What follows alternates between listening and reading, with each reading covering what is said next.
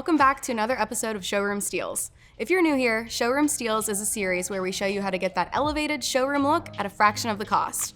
And today, we're demystifying DIY art. Wall art is one of the most impactful design elements you can use. You can have all the perfect furniture and decor pieces in place, but your room is never truly complete without some art hanging on the walls. That said, wall art is something we see people struggle with all the time.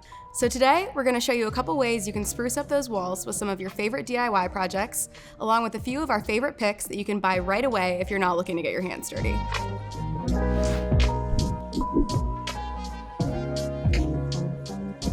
There are so many options out there for creating your own art, and I'm willing to bet you may have tried a few but didn't love the end result. I've been there too. So before we get started, here's a quick tip to keep in mind with any wall art project or purchase you're considering. Make sure you're picking colors that complement the room you're going to be hanging the piece of art in. Rather than just gravitating towards colors you personally love, make sure they tie into your overall aesthetic. Look for small accent colors, like if you have a large rug that has subtle flecks of blue or green, work those into your color palette.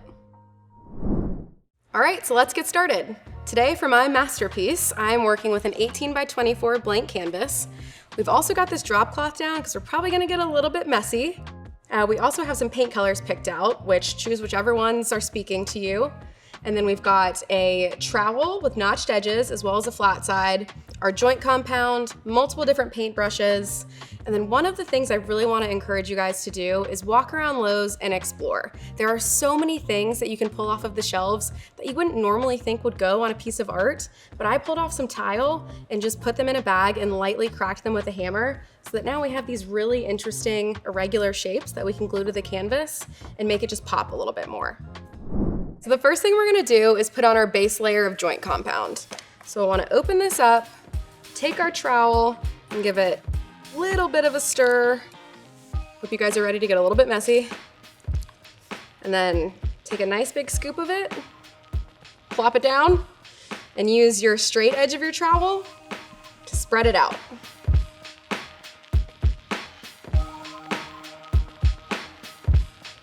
So for this part, don't worry about making sure the lines are all perfectly even and smooth. We're gonna come back in and add some texture later, so we want it to be a little bit imperfect.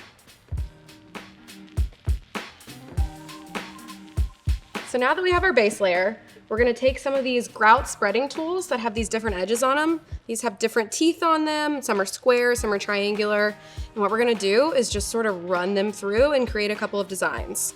So I'm gonna start with this spreader that has these really little square teeth on the side.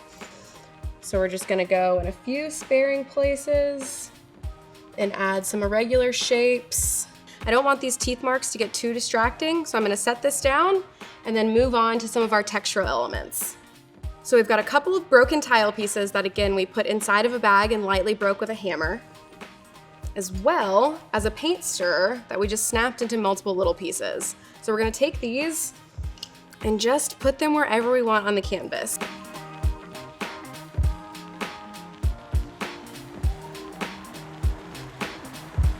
Okay, so now that we have all of our textural pieces in place on the canvas, I'm gonna cover up some of them with this joint compound, and then I'm gonna paint some other ones with our accent colors.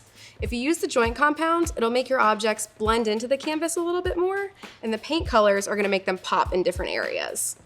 So first, I'm gonna grab some of this joint compound. I'm using a little sponge brush and just gonna lightly spread it on top of these paint stirrer pieces.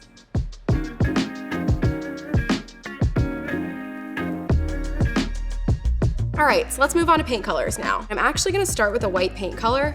The reason for that is I don't want every single one of these textural elements to have a bright, bold color on it. This white is gonna blend in nicely without competing with any of these other pieces, but it'll have a different texture than the joint compound.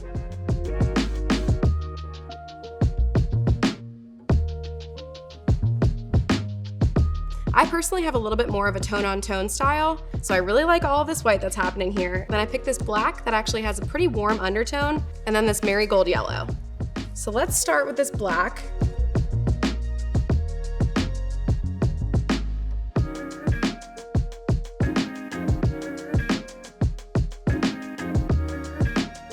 All right, I think that's looking pretty good.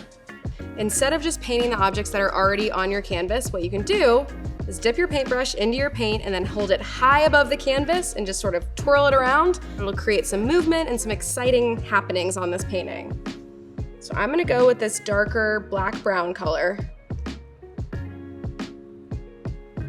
Bam. I love it. And you know what? If you don't like it, you can add some more in different areas, but just remember that it's never a mistake. If you don't like it in that one spot, add some more, take something off. You'll end up in a great spot and it's gonna look great when it's on your wall. Which, speaking of, the most important thing for you to do is to frame your piece of artwork. We see this so often when people make their own DIY art. They're underwhelmed and not satisfied with the final product because without a frame on it, it just doesn't look polished. So now we're gonna set this aside and take you through a great step-by-step for how you can create your own DIY frame. All right, so I've got my safety gloves on and we've got everything we need in front of me to build this DIY frame. First step, I'm going with 2 pieces of 1" by 2" pine. You'll also need some 3/8" by 2" pine, or if you have scrap wood laying around, that might work too. For tools, you'll need a miter box and saw, or a miter saw if you have one, wood glue, a nail gun, 3/4" nails, a hammer, a clamp, and a corner clamp. The first step is to cut the 1x2s. To measure, take the dimensions of the canvas and add the thickness of the 2 boards for the top and bottom pieces, which in this case is 1.5 inches. For my piece, the lengths are 19.5 inch and 24 inches. Next up are the corner pieces that the canvas will attach to. I'm using the 3/8" pine so the canvas will be recessed slightly from the frame, but thicker lumber will just make the piece more flush with the frame. Totally up to you. Cut these at a 45-degree angle and length can vary considering they'll be hidden. I'm keeping mine at around 6 inches. To join the frame pieces together, use some wood glue, then attach the wood with a nail gun and nails between 1 to 2 inches. This is also where the corner clamp comes in handy, which you'll use to make sure you've got nice 90-degree angles. To attach the corner braces, again use some wood glue, then the nail gun at an angle this time, and have the frame up against a solid fixture or hold it tightly with one hand. The last thing is to actually attach the canvas. Place the canvas in the frame and flip it over. Once it's in place, hammer in a couple of nails on each corner bracket into the back of the canvas. And that's it. I'm really excited about this one. I could have stained the wood before attaching the frame, but I'm honestly really liking the natural tone of the pine with this joint compound piece. If these DIY looks aren't for you, or maybe you're looking for a faster solution that doesn't involve covering yourself in joint compound, I don't blame you. Lowe's actually has a ton of really surprising and beautiful wall art options, so you can skip the DIY part and order your favorites straight to your door. So, what do you guys think? Are you ready to grace your walls with your very own masterpiece? Or are you thinking you're gonna go straight for the ready-to-buy option? Either way, your walls are about to get a serious upgrade. Thanks for tuning in, and don't forget to like and subscribe. We'll see you next time. Happy painting!